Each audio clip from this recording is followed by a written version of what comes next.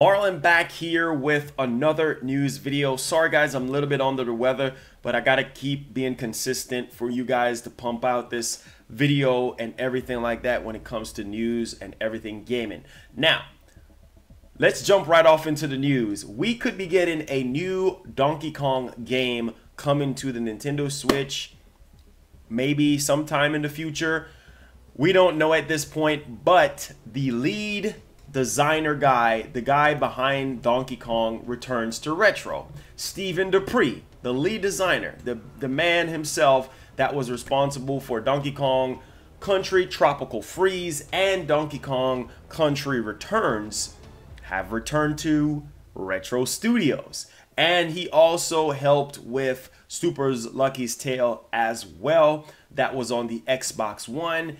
And so this is really good news because I remember playing Donkey Kong Country Returns on the Wii. That was like back in 2010, right? And then we got Donkey Kong Tropical Freeze on the Wii U. That was by 2014. And then 4 years later, we got that remaster of Donkey Kong Tropical Freeze on the Nintendo Switch.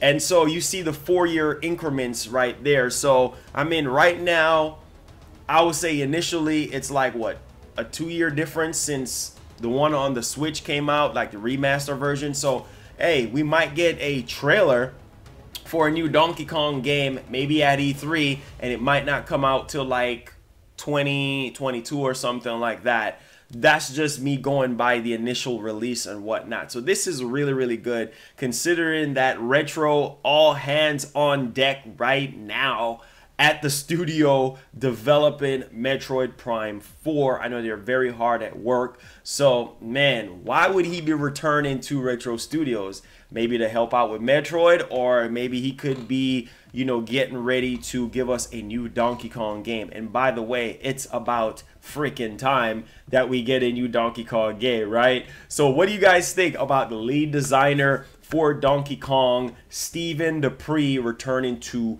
Retro Studios? Leave y'all thoughts down in the comment section down below. And all right, guys, let's move on to the next part of the news video here. So Resident Evil 3 Remake is a game that I'm very excited for.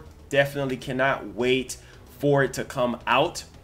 And so I played the crap out of RE2 Remake. That was like so good from start to finish. And so now we're gearing up for Resident Evil 3 Remake, and it looks really, really good. Now, what's so interesting is that according to the Microsoft Store, the online Microsoft Store for that matter, hopefully this is true, but the file size is basically double what RE2 was. And so it's going to be 43.01 gigabytes, which is a lot larger than what we had. And really, to attest to this, I think it's because it's packed in with Resident Evil Resistance. That's what I'm thinking, because now we got a multiplayer component to go with a single player component, which is RE3. And so I think maybe that's why. Now, what do you guys think about this hefty 43 gigabyte of file size that it's going to take up on your PlayStation or on your Xbox, whichever platform you decide to play the game? But I cannot wait for April. It just cannot come any quicker. Leave y'all thoughts down in the comment section down below. And all right, guys, let's move on to the ending part of the news video here. If you made it here, you're the real MVP. I'm a little bit under the weather, but we're just gonna keep rolling. My nose is like freaking running right now, but it's all good. Analyst expects the PS5 to outsell Xbox Series X at launch with a similar price point.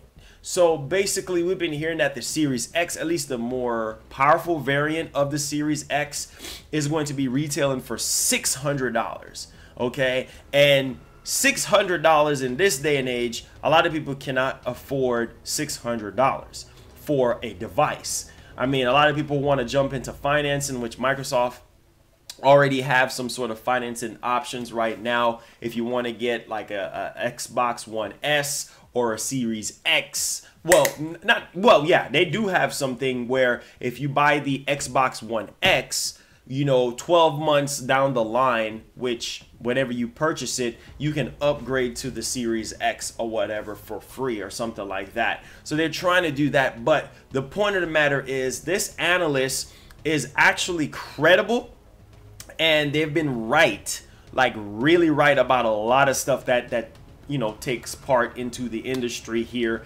And so this person is Piers Harden Rolls, if I'm saying that correctly, of IHS Markit Technology. Basically said that he expects the PlayStation 5 to outsell the Series X in 2020, with both platforms selling at the same price point. He also stated that the price of both consoles are more likely to go surpass $399. So basically the rumors are saying that PlayStation 5 will be running about $500, and then the Series X supposedly is going to be, at least the Xbox, the one that they call Xbox, is supposed to be $600. But if this is true, and both consoles are selling at the same price point, I think what it really boils down to is the freaking games. Like I've been saying, if PlayStation comes out the gate with the PS5 and it has a stronger launch lineup of games, I think that there it is right there. It's going to start outselling the Series X or the Xbox if Microsoft don't get their act together and give us solid launch lineup of games. I've been saying this over and over again. It's not about power. Right now in the gaming community, everybody's so choked up and yoked up on 9 teraflops and 12 teraflops. It doesn't freaking matter. It's almost as if I have a car that's 1,000 horsepower and then my friend has a car that only is pulling in about 700 horsepower. It comes down to who is driving the car, right? Makes sense?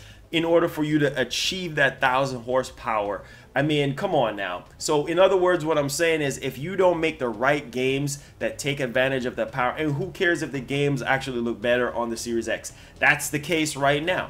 On the Xbox One X, the third-party games look a lot better on the Xbox One X than they do on the PlayStation 4 Pro. But that still did not stop Sony from dominating this generation. So yes, power is somewhat important because it gives us better experiences with our games and everything. But what it really boils down to, guys, is the games. Now, granted, yes, the PlayStation 5, you know, is coming off of the momentum of the PlayStation 4, right? And so the PlayStation 4 did 100+ million sold, and you know, they're trying to hopefully achieve the same thing, you know, with the PlayStation 5. And how you're going to do that is you come out with the good games. Come out with some very solid launch titles that is going to get people to buy your console.